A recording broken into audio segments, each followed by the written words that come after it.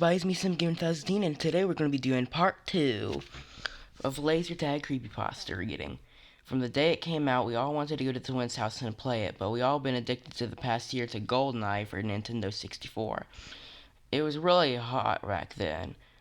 The talk of the classes, guys, or whatever the topic of the video games came up, playing it automatically made you cool. This game led to many sleepovers, sometimes lasting till morning light in the summer. We played other things, of course, mainly Mortal Kombat and Mario 64, but the epic game James Bond shooter was the crown jewel. Four-player games were awesome. I never got used to Mario Kart all that much.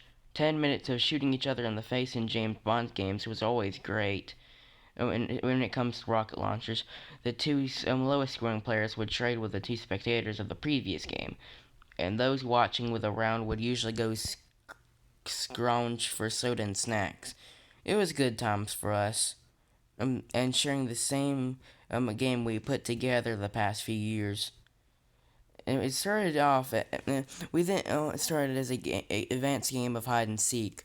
After a few free for all rounds, we found splitting into two or sometimes even three for more teams for more fun.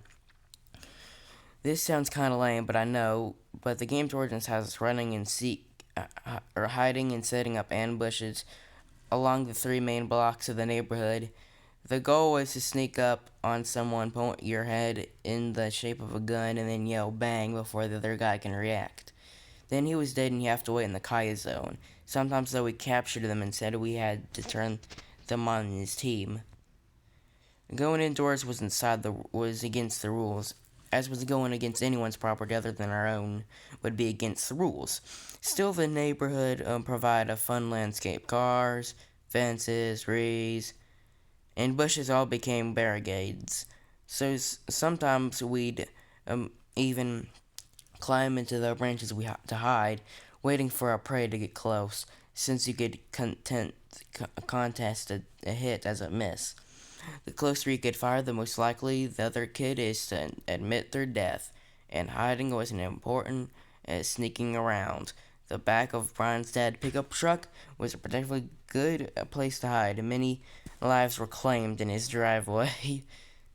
To keep things fresh, the game evolved really quickly, especially for the passerby jogger or dog walkers, the civilians we shared the neighborhood with. We started trying other guns, but nothing worked quite as well as our phantom weapons.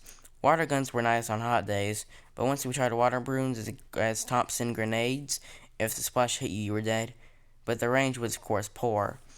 And if you forgot to pump in, you just end up with a sad little trick of water that couldn't reach your target, which they spray you back amid a laugh or two.